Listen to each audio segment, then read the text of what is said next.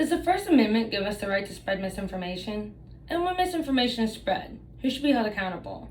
The author, the sponsor, or the listener? In theory, science can be viewed as black or white, fact or fiction.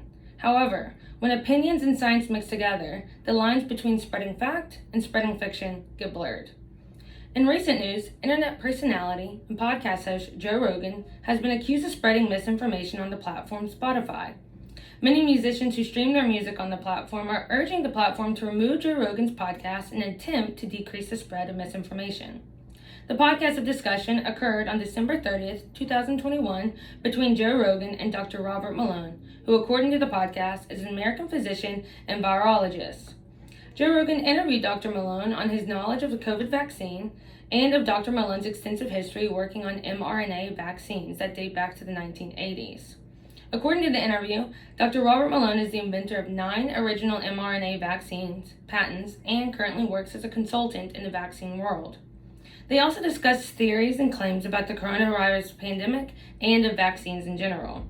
Some of these claims and discussions include the use of ivermectin as a treatment for COVID, the status of President Joe Biden's vaccination, and they also make claims about the CDC misrepresenting data regarding health complications associated with receiving the vaccine, as well as COVID-related deaths. The podcast was posted on Spotify's platform on December 31st, 2021, and not 10 days later, on January 10th, 2022, a coalition of scientists, medical professionals, professors, and science communicators wrote and published a letter on WordPress entitled An Open Letter to Spotify, urging Spotify to establish a clear and public policy to moderate misinformation on its platform. Within a few days, articles such as Joe Rogan is a menace to public health, 270 doctors and experts tell Spotify, written by Hannah Sparks and published by the New York Post on January 14, 2022, started circulating the internet explaining why Spotify should make some kind of corrective action against the alleged misinformation published on their platform. In addition, musician artists such as Neil Young and Joni Mitchell have opted to remove their music from the Spotify in protest of sharing a platform with Joe Rogan, as discussed in an article entitled Fact Check, who removed their music from Spotify because of COVID-19 misinformation, written by Samantha Putterman of PolitiFact and published by thestatesman.com on February 3, 2022. According to the interview with Joe Rogan, as well as an article entitled Who is Robert Malone? Joe Rogan's guest was a vaccine scientist, became an anti-vaccine darling, written by Bill McCarthy and published by PolitiFact, the Poynter Institute on January 6, 2022, writes that Dr. Robert Malone was banned from Twitter for violating platform's COVID-19 misinformation policies. The article also mentions that not days after the interview was posted on YouTube, that YouTube also removed the video for making false claims. As previously discussed, many people are urging Spotify to follow suit, and the pressure on Spotify to respond is increasing with each new article that is released. So what begs the question is, why hasn't Spotify removed Joe Rogan's videos? For one, it could be because Joe Rogan's large following, being the #1 podcast in the world. According to an article entitled The Top 50 Most Listened to Podcasts in the U.S. Q2 2021, written and published by the Edison Research in August 2021, reports that the Joe Rogan Experience podcast has the highest number of downloads daily than any other podcast. An article written by the JRE Library entitled Joe Rogan Experience Podcast Statistics, updated on February 11, 2022, wrote that his most popular podcast brought in 49.8 million listens, with a total average listenership of 11 million listens per episode. As Spotify begins to censor Joe Rogan, then they will likely lose an exorbitant amount of money associated with the supporters of the Joe Rogan podcast. In addition, when Spotify made their exclusive deal with Joe Rogan in 2020 to host his podcast, they wanted Joe Rogan to continue making his podcast exactly as he had been making it.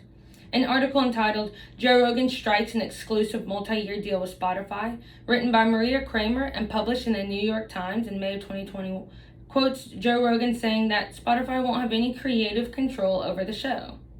Or lastly, it could be because Spotify's views on anti-censorship.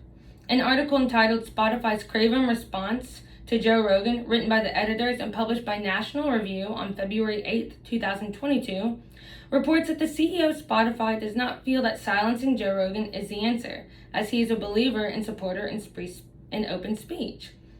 Regardless, the article reports that even though the interview with Dr. Malone and Joe Rogan is still up on the platform, that Spotify has since removed more than 100 older episodes of the Joe Rogan Experience podcast that have violated their terms. They also promised to give $100 million for underrepresented voices, and they continue to make efforts to create a misinformation policy, as urged in the letter previously discussed, entitled An Open Letter to Spotify. There are many issues that may arise when attempting to label misinformation as a category, as further discussed in the article published by the National Review. For one, many people may disagree on what constitutes truth and misinformation. In addition, politics have infiltrated the scientific world and have skewed many people's decision-making processes. Instead of science being accepted as fact, many people now realize that the same numbers and data can be interpreted differently based on who sponsors the study or who writes the article displaying the data.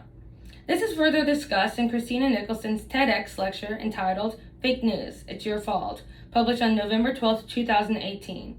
She discusses how some news organizations don't necessarily care about getting the truth out, but rather getting the clicks, views, and listens. It's difficult to trust one source at face value. She believes that instead of attempting to hold a platform accountable, it should be the listener and reader's responsibility to perform research on credible sources in order to form opinions and discern between truth and lies.